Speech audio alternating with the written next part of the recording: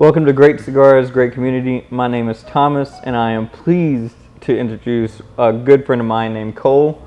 Cole, please introduce yourself. What's up, guys? So my name's Cole Jackson. I'm the assistant manager here at Spring Street Cigars. That's all you need to know. What are you smoking today? We're working on Caldwell's Blind Man Bluff. This is Trouble, limited edition this year. San Andreas wrapper, Dominican filler, comes out of William Ventura factory. So yeah, man, something different. Today I'm smoking the American by J.C. Newman, and while we were talking, you love this cigar. I haven't actually had it, but Really? I love the concept, the idea of it.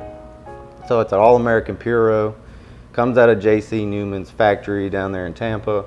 You know, they got their own factory workers down there, their own rollers down there, and you know, they're doing cool stuff down there in Tampa, really supporting the tobacco business here in the country. Yeah, whenever I was doing research on it, I found out that not only is the tobacco made in America, but also the cabinets that it's aged in, the cigar molds themselves are made in America. Like this should be an amazing stick.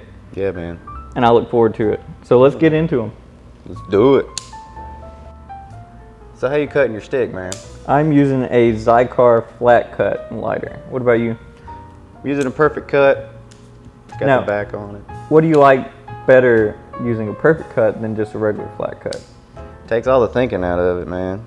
Really? Yeah. See, I usually just lay it down on flat You can do that. just to get that perfect cut. Yeah, I can just. Oh, I'm okay. always, you know, and I know that I'm never going to take too much off. I guess that very top of that cap off of it right there. So yeah, man. I don't know. Everybody gets into the cutter thing. They're like, you do V cut, you do straight cut, you do punch, and I'm just like, bro, like.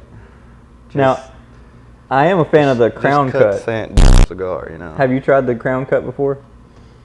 Yeah, I did it once. Usually I see that done on like larger ring gauges, and you know, it's cool looking, but I feel like you're just kind of like just tearing the top of the cigar up. Oh man, I love it. Now, how are you lighting your cigar? Are you a torch kind of person? Man, you just make sure the damn thing's lit, you know. I mean, that'll work. But I do use a Zippo butane, not lighter fluid. Oh, don't use your lighter fluid. Make sure you got that butane. Wait a minute, man. What'd you get off of the wrapper? Oh, I didn't even do that. Oh man, too late now. Well, before we were recording, I got Little Hay and Cocoa. That's right. What about you? Cocoa. Kind of a mint, spearmint off the wrapper. That's interesting.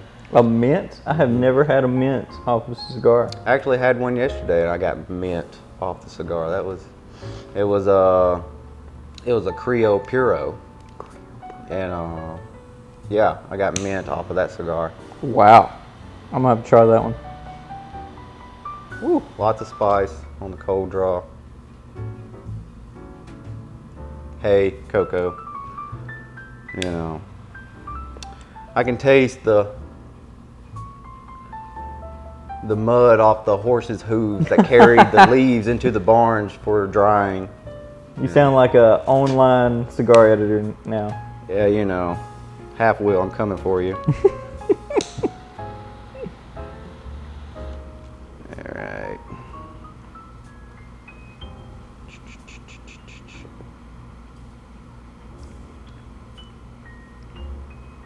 On the first draw, I'm getting a leathery hay together.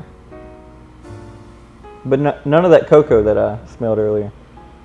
It's a Habano, right? The wrapper? Yeah. That's that hay, yeah.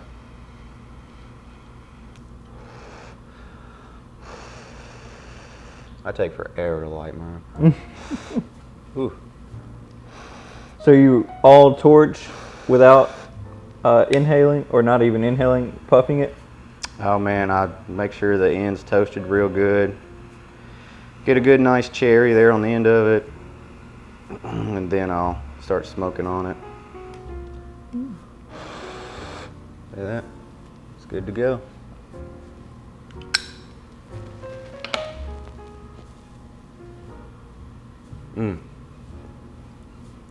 Lots of sweetness there and spice. Is that what you regularly get from that cigar? Yeah, and you know, it's a Dominican Corojo in the filler, so that's definitely gonna amp up the spice on it. San Andreas is gonna offer a bit of sweetness, a bit of dryness in there. Now, what could you pair with that? I tell you what I do, man. Like, I'm kind of a weirdo about it. Like, when I'm smoking a cigar, I just want the cigar, so I actually just pair water. Really? Yeah. I was doing some research on the cigars that we have planned to review on this channel, and one of them, it said it paired with bourbon. Now, I don't know about you, there are many types of bourbon out there. Yeah. And just saying bourbon is like just saying coffee. Like, there's many types of coffee. Yeah, man. Yeah, that's, you know, I don't know. The cigar industry's wild, right? You just got people throwing at the wall right now, I think, because you just got such a resurgence of cigar smoking that everybody wants to get in on it. Like, it's just such an exciting thing right now. I don't know, man. I don't know what... I honestly don't know what people are doing right now. They're just like, man, I get, like I just said, like, I'm getting notes of cherry and, you know, the Reminds barn. me of whenever I was 7 years old. And then, like, this would pair well with a Uncle Nestor. I think was that what that bourbon's called? That new one from Jack Daniels. I haven't tried it. Damn, that's gonna bother me now. It was like, it's the newest, yeah, Uncle Nestor, I think, and it's like, it's the bourbon that so apparently, like, when Jack Daniels, or whoever was making the Jack Daniels bourbon, there was an African-American man who was, had a recipe and helping Jack Daniel make the bourbon, and, you know, they never gave him any credit or anything for his recipes. And then in the past 2 years, they've released the line Uncle Nestor, Uncle Nearest, named after the man. That's gonna bother me because I don't want to butcher that. I don't want to get his name wrong, huh? Uncle Nearest. And yeah, man, it's supposed to be great. We got one member here. That's all he drinks. He loves it. I've yet to have it. I'm not a big drinker. I would like to try that though.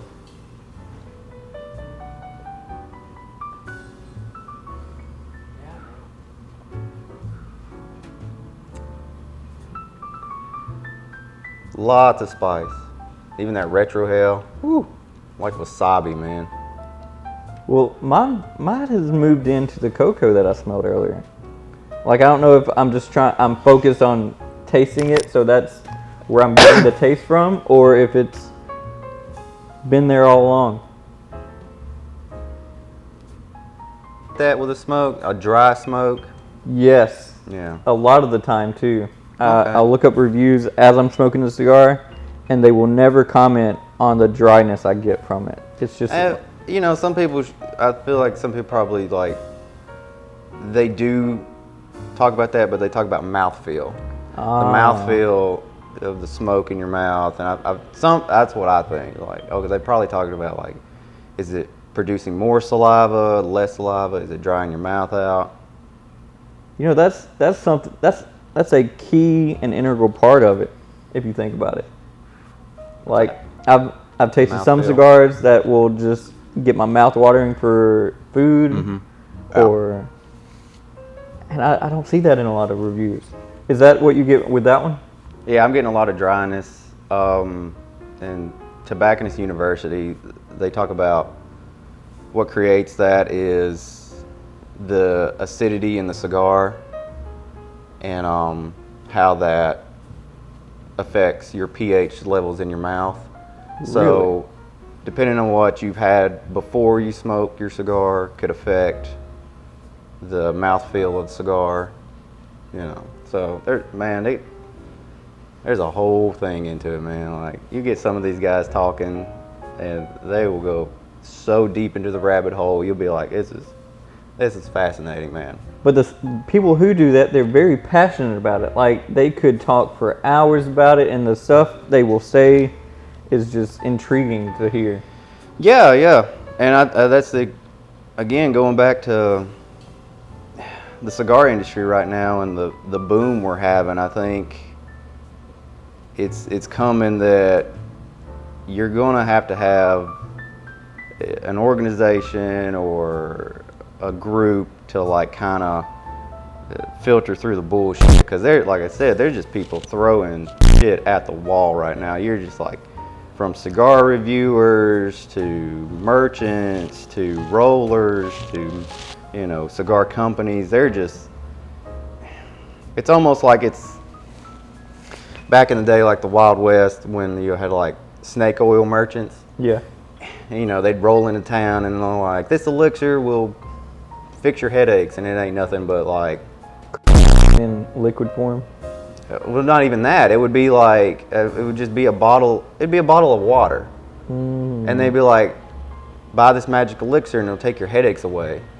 And in reality, if you're dehydrated, that bottle of water will take your headache away. But it's not necessarily what people think they're buying. It's not the miracle, you know, elixir that they think that they're buying. And so I think what you're having in the cigar industry right now may be a little similar to that. Like, people making grandiose claims like,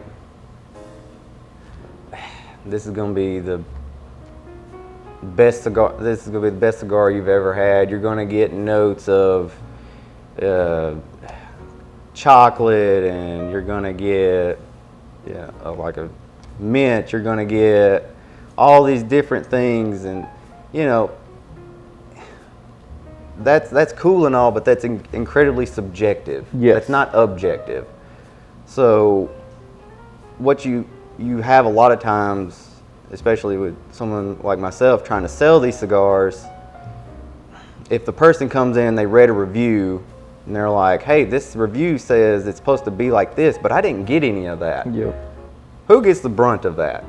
Well, it's the shop. Right. It's the shop. We're the ones that are like, oh, you know, you're standing there and you're like, well, buddy, like, I get what you're saying, but it's just not the same for everybody. And he's like, what do you mean it's not the same for everybody? And it kind of plays on what you were just talking about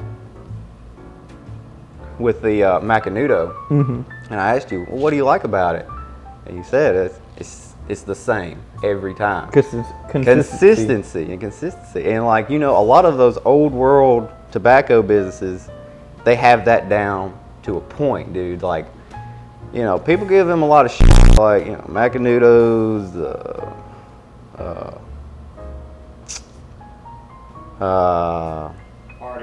Partagas. What's another one, Justin? I just went blank. Monte Cristo. Yeah. So you've got these old world cigar companies, been around for generations, and people are like, oh, that's the old stuff. I don't want none of that. You got to give them their clout, man. They've been doing this longer than most people even knew about cigars, and they have got the consistency keyed in, and when you get a cigar from them, you're going to probably get those same consistent flavors on each cigar. Is it going to be an exciting experience? Again, that's subjective, but at least most people that buy those sticks, they're like, I'm happy with it because it's consistent. Right. Yeah, man. Now, you were talking about a boom in cigar smoking. What do you equate that to? Do you equate that just to people finding it nostalgic? The Co. VID. Ah. So, you know, everybody got shut in, and it happened a little bit prior to that. I mean, we kind of saw, if you really kind of dig in on it, like, I guess you could kind of, Amazon was the start of getting things delivered to your doorstep real quick, not having to go out in the public. Right. Online realtors followed suit. And then the Co happened, everybody's stuck in their homes, and you know, people started going down the rabbit holes of YouTube, and they, you know, if you go into YouTube and the YouTube algorithm, if you start looking up, let me backtrack a little bit. So like people stuck at home, and so they're on YouTube and they're like, well, I want to buy this. So what do you typically do before you buy something? You go and find reviews on it. You go to YouTube and find reviews. And well, the algorithm eats that up. And they're like, oh, they like review videos. So let's give them more review videos. You don't even have to search it. You can talk about it. You can just talk about it. That's right. Google's listening to me right now. I'll probably get a ton of shit on my YouTube later today. But it gives you more review videos, so more people start finding cigar review videos. Right. So they're like, okay, these people are, this seems like something that's pretty interesting. Okay, you don't inhale. Okay, it's not like a cigarette. Okay, they're getting all these cool notes. I like bourbon. They're saying this goes well with bourbon. Let me order a pack. Right. And so what you've had is like online realtors, merchants like ourselves, seeing a lot more people buying online and coming to pick up and not necessarily coming to the shop and asking us. They're doing their research online, just ordering the stick and then just picking it up. Got smoke on my stick, man. It's gonna go out. I get to talking, I just get to rolling, man. It's fun. But so yeah, that's kind of where I feel like that's kind of where the boom has happened. Is like, thanks to the internet, YouTube, and the that it's kind of, we've seen a resurgence in the cigar industry of like people becoming much more interested in it, and possibly vaping. Really? Hey man, like, you know, cigarettes had a plummet for obvious reasons, and there is the safer alternative of vaping, and you know, you had a lot of people who wanted to vape, and then you know, you had some douchebags ruin it for everybody, and they illegalized that a lot of states, and then people were like, well, I enjoyed the act of it. Right. I enjoyed the community of it.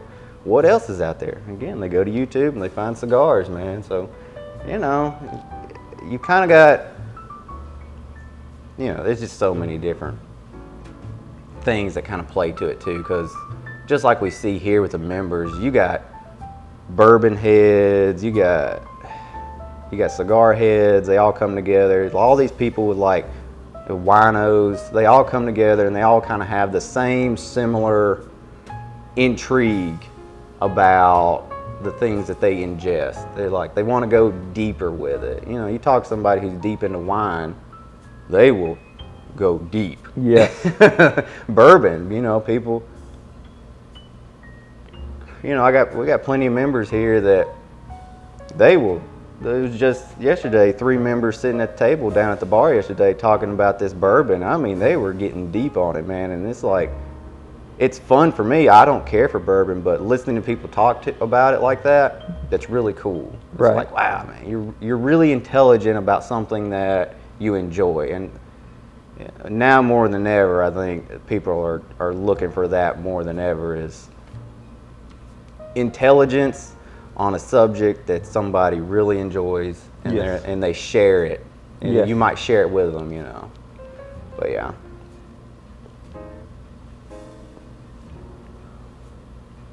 Still a ton of spice. I like to pair water. What do you like to pair your cigars with? Depends on the cigar. Yeah. With this one, even on the dry inhale, it had that cocoa coming through. So I wanted to pair it with something that would bring out those flavors even stronger. So right now I'm drinking a iced coffee, and it's a keto coffee. So yeah, man, a keto. You gotta stay in that ketosis, son. Y'all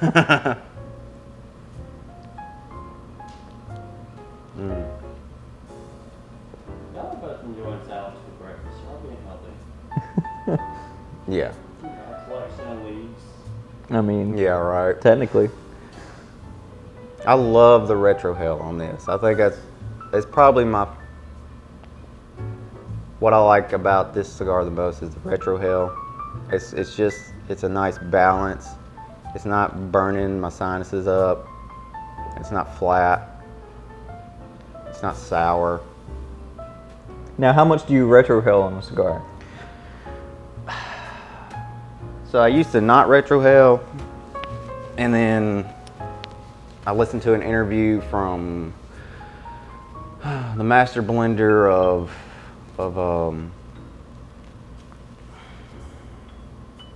Espinosa. It's not the master blender. I guess he is. I mean, Espinosa does everything. He blends, and he was a roller, and he's got his own company. He does everything. But I listened to an interview from Espinosa, and he started talking about retrohaling, and he actually has a technique that I kind of picked up and I enjoy doing. So he typically smokes Toros so he can get the transitions, and on each third he retrohales and he purges. Purges? And he only does it once for each third. And so like, so the first third he'll retrohale. And what he looks at, he's like, well, I'm not going to get nothing else in that transition, so I'm not going to just keep retrohaling, hoping for something more. And then he'll get into the second third, and then he'll retrohale and he'll purge. And what I mean when I'm talking about purging, and I can actually do it with this one since I'm getting into the next transition, or the next third, is like, so when you're smoking a cigar, you'll often have like accumulations of tar and acids and burnt matter, and that can kind of affect the flavor of the stick as you're going through it. So a lot of times people do you just blow out. You blow all that out, all that built up tar, all that built up matter and things. Now, I've heard to do that when you're relighting a cigar. After cutting it halfway through it is when you relight it. You want to push out all that tar that was... Yeah, and it's the same thing applies. Same thing applies. You can do that even if it's still lit. And yeah, like, let's see what happens.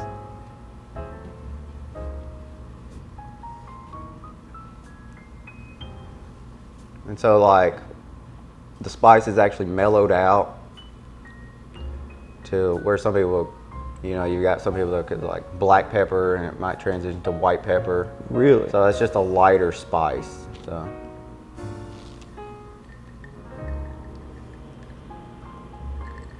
And so now I'm picking up more of that cereal note, where people are like, cereal. I'm like, oh, think of Cheerios. Like that wheat kind of taste? Yeah, that unsweetened Cheerio, the cereal that's actually good for your heart. Yeah. The Cheerios that suck, man, that don't taste good. That's what you get, some of that. And so yeah, so that purge is kind of, some people would say like reawaken the cigar, Mm. So, yeah. But yeah, that Espinosa talked about that in an interview. He did it for each third, and so I kind of do that. Like, I'm not a big fan of like just retrohaling the whole cigar. Some guys will.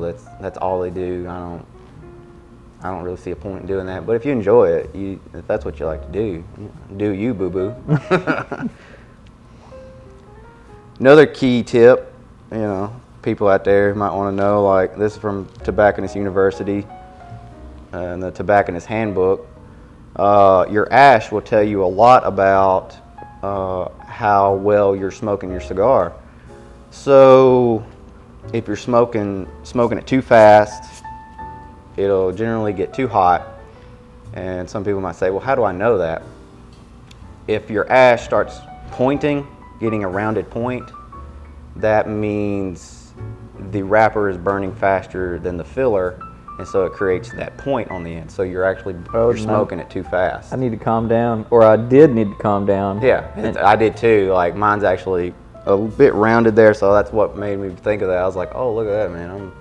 And I'll probably get more flavor notes out of it now that I've noticed that, and I'll slow down, and the tobacco won't burn as fast, and burn as hot, and you'll probably get even more flavor out of it. Wow. Yeah.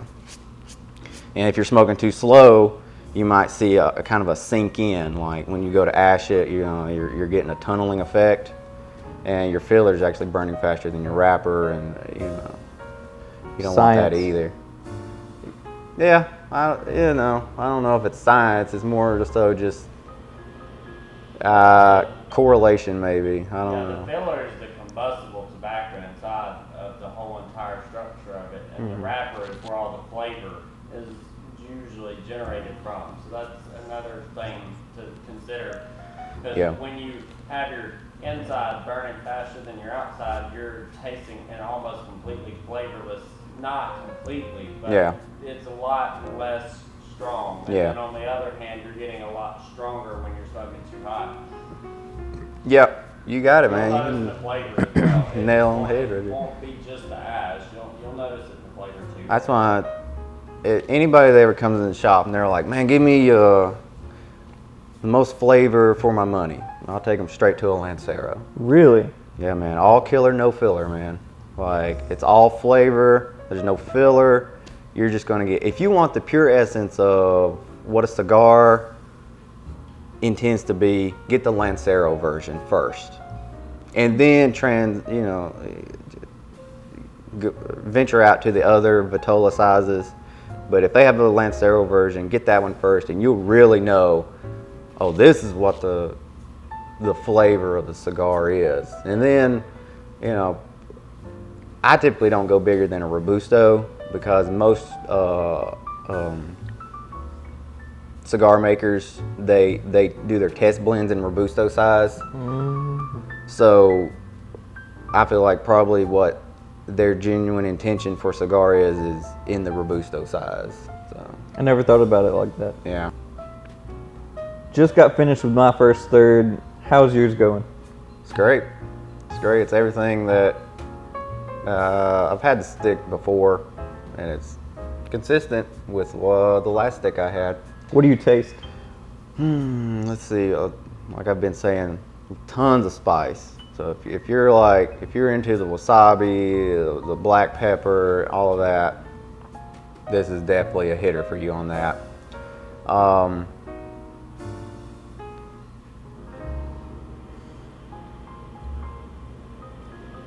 little bit of cocoa, but maybe a dark chocolate there, but I think that's just coming from the dryness in my mouth, and I relate that to dark chocolate. Ooh, Yeah. okay. I had hay at the very beginning. Like, that's all I tasted. That's cool. Went into a cocoa, and now at the end of the first third, it's about a cinnamon flavor. Now, I don't know if that's in the coffee having an effect on it, Yeah. but that's what I'm really getting out of it. The hay is in the back of it, but the forefront, I'm getting the cinnamon. Cool, man. That's cool. It's really hard for me to I know a few people here at the shop that they really key in on that cinnamon taste, and I definitely have seen lots of reviews talk about cinnamon. I've yet to get that out of a cigar. Have you tried the leather rose?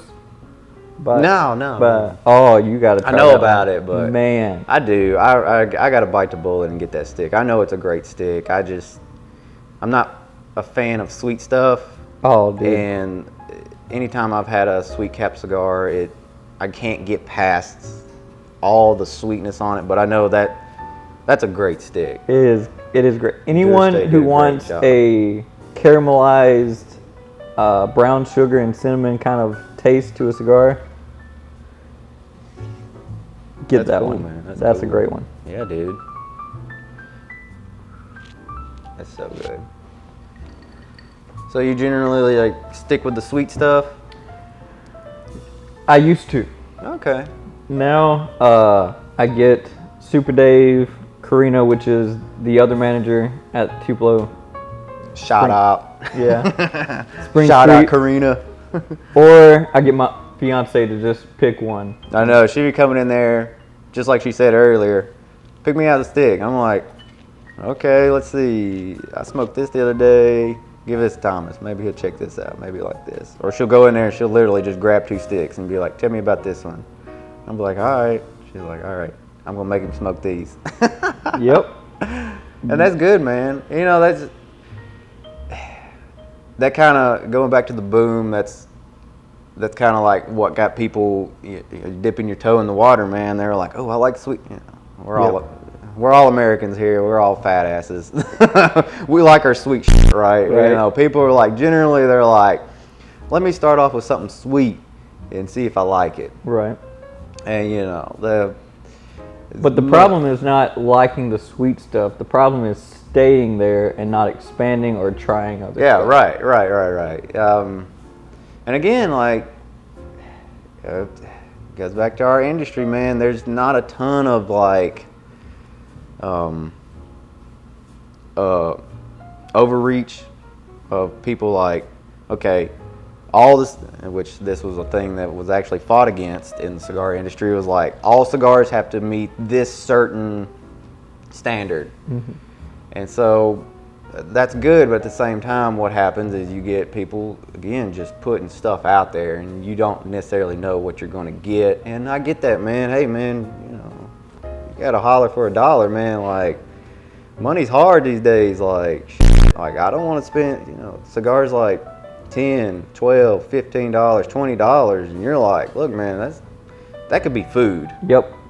You know, like, am I going to spend this money on a stick that I don't know nothing about, if I like it or I don't like it, or am I going to go buy food with it?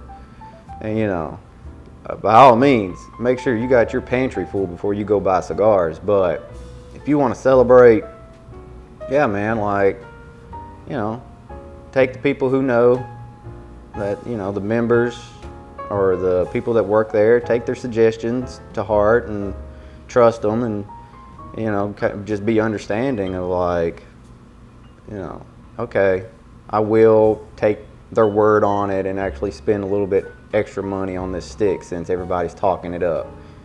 But, you know, be wary of like, you may not like it. Yes. You know, like I said, this is a great stick to me, but if you don't like spice, you ain't gonna like this stick. Well, and that goes into knowing why you don't like it. Like, no, that's it. That's key. Why do I not like this? Don't just be like, oh, this tastes like ass, and just throw it in the trash. Right. Man. Like, well, you're just being dismissive at that point. You wanted to dislike it. yes. Yeah. Mine, I just generally don't go to cigars with just all spice, ton of kick. I usually like a cigar that will relax me. Like what we were saying earlier, the Macanudo. I like it because it's consistent. I can sit with it and smoke it, and I know what it will taste. Like, the taste is always consistent every cigar. Yeah, for you, that's the Macanudo. For me, it's the Tatuaje. Really? Yeah, man.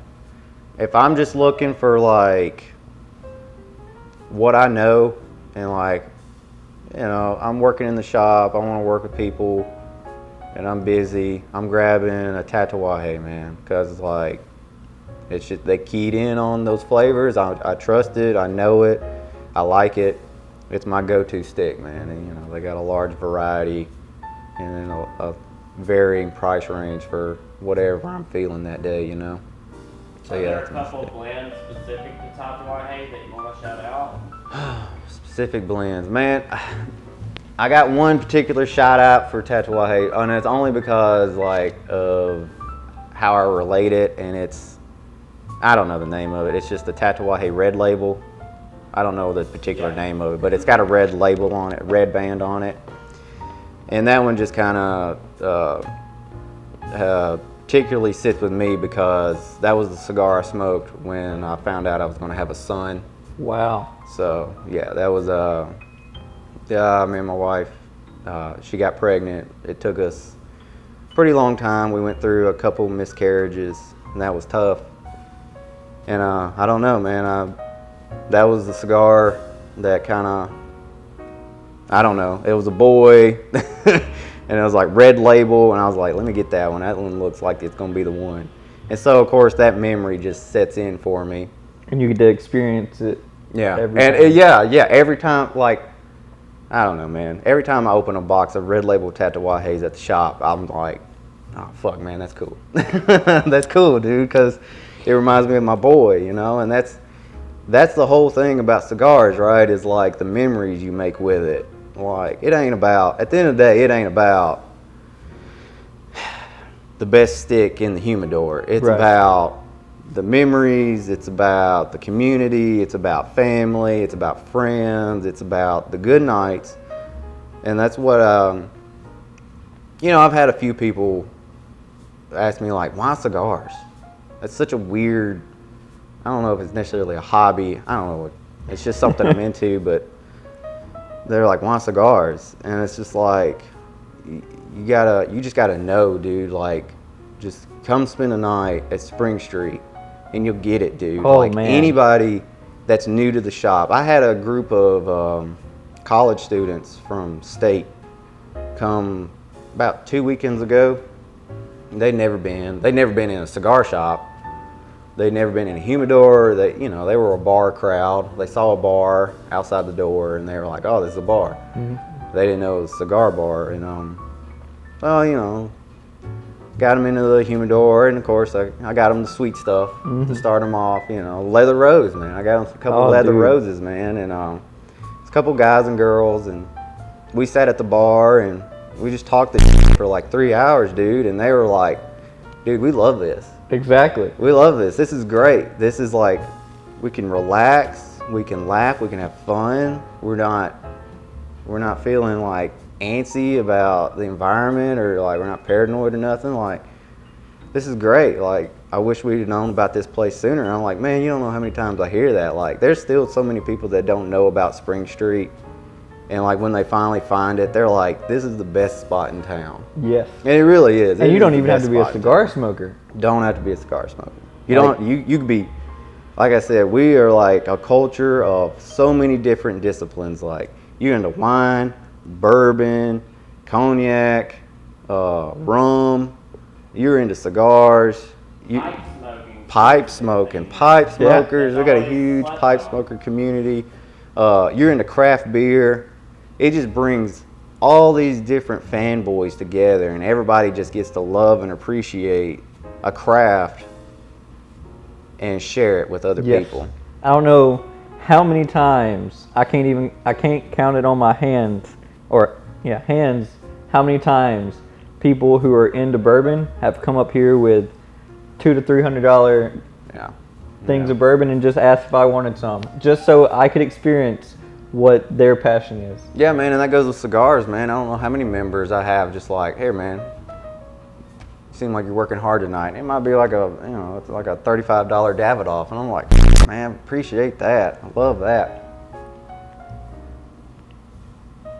That was something I was going to talk about earlier when you were saying something about the Macanudo Inspirato, the red label that y'all been talking about, and the consistency of flavor. Yeah. That also comes at a good price point with all those old manufacturers as well. That's right, man. Whereas Davidoff has that same consistency in theirs, but they charge a lot more for it. Yeah. Right. I think that's because of the time that's been spent in the industry with those older companies versus Davidoff. I think Davidoff has been in it for a while, but I don't know if they've been in it quite as long as some of the old Monte Cristo Partis labels. Yeah. Cohiba. And there's other factors to that too. Like, Davidoff, their big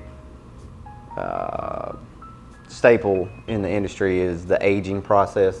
Yeah. And I mean, if you want to talk about aging the cigar, the two top makers as far as aging cigars is, to me, again, I don't know objectively, but subjectively it seems like it's Davidoff and Aroa, or Aladino. Those two companies, which there's a whole history between those two companies, but those two companies, they know how to make sticks, and they vouch on their aging process more than anything, and it shows in their product. And anytime anybody comes in the shop and is like, "So what about this Davidoff? What's so great about it?" I'm like, well, their staple is like, everything on the shelf is aged at least 6 years, and there's there's a lot of manpower that goes behind that, and so there's a lot of cost that goes behind just holding on to those sticks and making sure they stay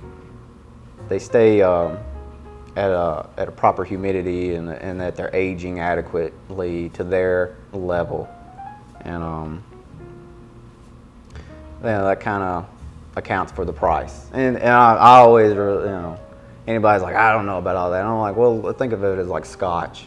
Yeah. That bottom shelf Scotch has only been aging for 6 years, and this top shelf Scotch has been aging for 24 years. And that goes back to like, what do you value? Do you value that process or do you not? If you don't, get the Macanudo that's not aged for 6 years. Get the Scotch that's not aged for 24 years. Now, for people who are new to cigar smoking, what does aging do to a cigar? That's a good question.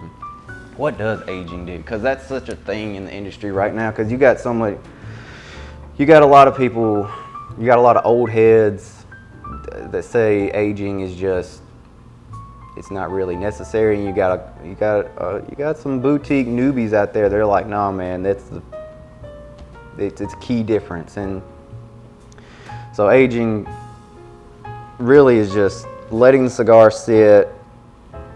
Kind of think of it like this. It's like sitting in a cedar room at a particular humidity and temperature for an extended amount of time than the typical time that cigars sit. So typically cigars sit before they're sent out to the realtors 6 months. That's the typical aging time. And that varies. It might be 6 to 10 months, but it's generally somewhere in there before they get to us. And that just gives the tobacco time to kind of work in together, the roll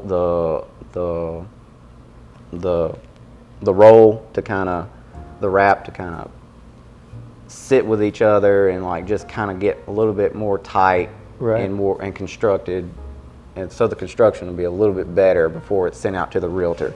Do you think it does anything to the taste of it? At 6 to 10 months, you're generally going to get, not generally, you will get what the taste that the cigar maker was intending. Now you let that cigar start sitting past 10 months, you go to a year, 2 years, 5 years, that cigar is still just doing the same process of the 6 to 10 months. It's just longer. So what you're doing, the construction should get better, the flavors should kind of melt together better. Nicotine intensity will decrease. You want to talk about subjective and objective, that is objectively known. Like, the longer that cigar sits, that nicotine will just seep out of that leaf. Really? Yeah, so the longer cigar sits, that nicotine will leave that cigar. Is that why some bands are darker, the plastic around them are darker? That's the oil from the wrapper. So like, yeah, these leaves, they secrete oils, and that's why you some cigars you see might look a little shiny. Mm-hmm. That's the oil. That's the oil sitting on top of the cigar. Okay. And of course that goes back to the type of leaf you're smoking too. Like a San Andreas typically is not going to be very oily. It's dry. But like a Maduro, a Ligero Maduro, super oily, like slick, son. Like, but yeah, a lot of people might find a stick in a humidor and it looks a little yellow. And, don't be turned off by that. That's a stick that's probably been aging. That might be a stick that you actually might want to buy. Like if you don't know much about this, because more than likely that stick's been sitting in there and it's a key cue for you to know, like, oh, that's a stick that's been sitting in here for a good while. It's aged, so that might be one you want to buy actually, just to try that out. So anybody that comes to Spring Street and you're looking around the humidor and you just so happen to find a stick that's a little bit yellow tinted, I would recommend, hey, give it a shot, man, and pair it with a cigar sitting beside it that's not yellow. Right. That doesn't have the yellow cellophane, and give it a shot, man. Just try it out. You might be like, oh, that's complete bullshit. These cigars taste exactly the same, man. That guy was full of shit. But hopefully you get like what a lot of people in the industry are finding is that, like the flavor profiles are definitely definitely change. It mellows out. Like, I bought a box of these for specifically that purpose. So like I said, this is a very spicy stick. So I'm gonna let this box age, and I'm probably gonna come back to it in another 6 months to a year, and I should see like the spice levels decrease, and Be maybe smoother. more of the sweetness from the San Andreas wrapper come out. So yeah. Okay. So the last third of this has done like a complete 360 on me. Spice is still there. The spice is just gonna be there, I guess, but or the pepper. But the sweetness has come out, like a cream. Really? Yeah, like a creaminess. And so it's almost reminding me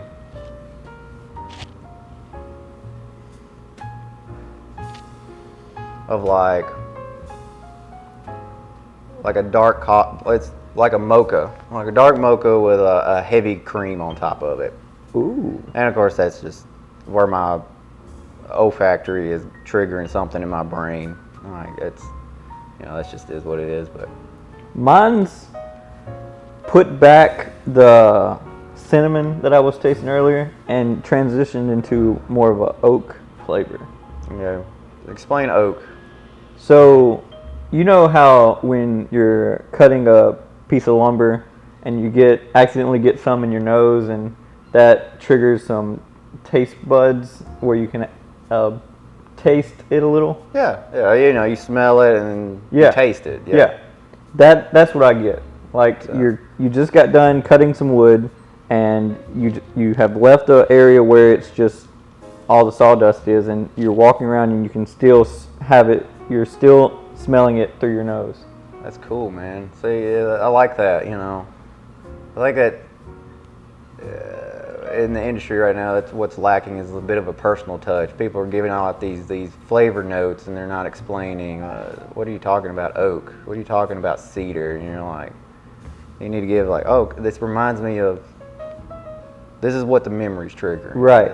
This smells memory. It doesn't, most people are like, oh, this is what I perceive oak to taste like, or... Because ain't nobody out there licking trees. Right. I hope not. I mean, I'm I'm sure there people are licking trees, but I don't think nobody wants to take their opinion to heart.